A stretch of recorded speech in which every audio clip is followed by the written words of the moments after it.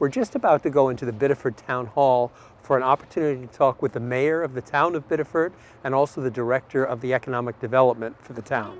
There's lots going on in Biddeford in terms of change, growth, and opportunity, and they're going to share with us some of the good things that are happening. Come on in. We're at the Biddeford Town Hall today with Daniel Stevenson. Hello, Daniel. Nice to see you. Daniel is the head of the Economic Development Office for the town of Biddeford. And there's lots going on here, Daniel. Can you tell us a little bit about what's happening? Yes, certainly. I'll have to tell you with the largest investment we have coming in the city of Biddeford right now is a large mixed-use project with a 80-room boutique hotel, 2 restaurants, and 100 market rent apartments, which is great because it's right in our downtown. Tim Harrington with Atlantic Holdings is doing that, is investing in that project, and that's a $50 million project. That's going to change everything. It absolutely is, because it makes Biddeford more destination-oriented now. Mm-hmm.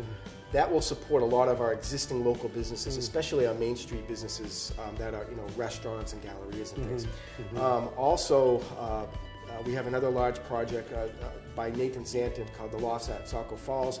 That's another $15 million project and another 80 apartment units as well. The benefit of that is those 2 projects together, $65 million in net new investment since the buyout of Maine Energy. Wow. So that changed everything. Yeah, that's what we call a transformative event. And it was really quite a bit of risk. That was the largest taxpayer. I absolutely credit the council and the mayor for taking that strategic investment. And we don't even have a shovel in the ground for new investment yet, but yet we've leveraged $65 million in new economic activity in our downtown. That's great. And we anticipate driving a minimum of $100 million into that site. So that's just going to keep things moving. Yes, we believe that it is, and we're seeing it now. We're having more people from the outside moving into Biddeford now. They see a lot of unique opportunity.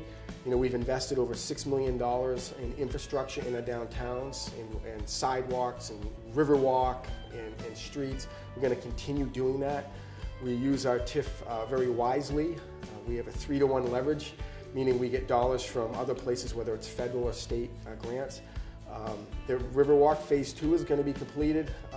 The remainder of Phase 2 is going to be completed this summer, and the pedestrian access bridge is already accessible. That's in place today. So we're seeing strategic investments in public infrastructure in the city's downtown core, and we're leveraging tens of millions of private sector investment.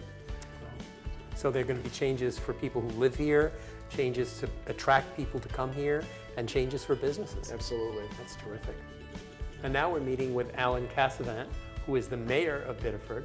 Alan, nice to see you. Nice to see you too. Tell us a little bit about, from your perspective, some of the things going on in Biddeford. Well, Biddeford's a unique place, and it's for me, having grown up here, it's a great place in which to live, work, and play. Location is important. 30 minutes from Portland, 90 minutes from Boston.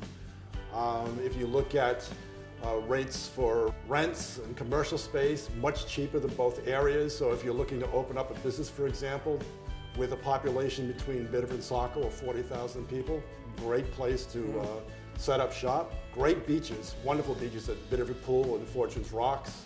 We have parks and trails, athletic fields, academically, modern high school, dynamic curriculum, UNE. They have a great marine science program. They offer Maine's only medical school. And of course, even in terms of medical assistance, we have Southern Maine Healthcare, which is a huge component in the local economy, as is UNE. We've got a vibrant downtown with a lot of different restaurants and shops, more and more foot traffic, and of course, with the mill development, the idea of even more people downtown and the possibility of more jobs. I mean, if people are looking to find a job with the rapid mill development, I think it's a great opportunity. We have a very vibrant art community. The City Theater puts on numerous shows during the course of the year, has a standard theater group that does a lot of performing. Well, in the real estate market, they talk about location, location, location, and again, I can't highlight enough how Biddeford is ideally suited for so many people just because of its proximity to major urban areas, but also because it has maintained its beauty. Its coastal beauty, its river beauty, and again, the architectural beauty that you see in so many of the buildings here. We're leaving Town Hall right now, and we've listened to lots of good information about the growth and the change that's going on in Biddeford. Obviously, Biddeford is leading the way with the development and things that need to happen in the state of Maine. Simon says, the town of Biddeford, it's doing the job.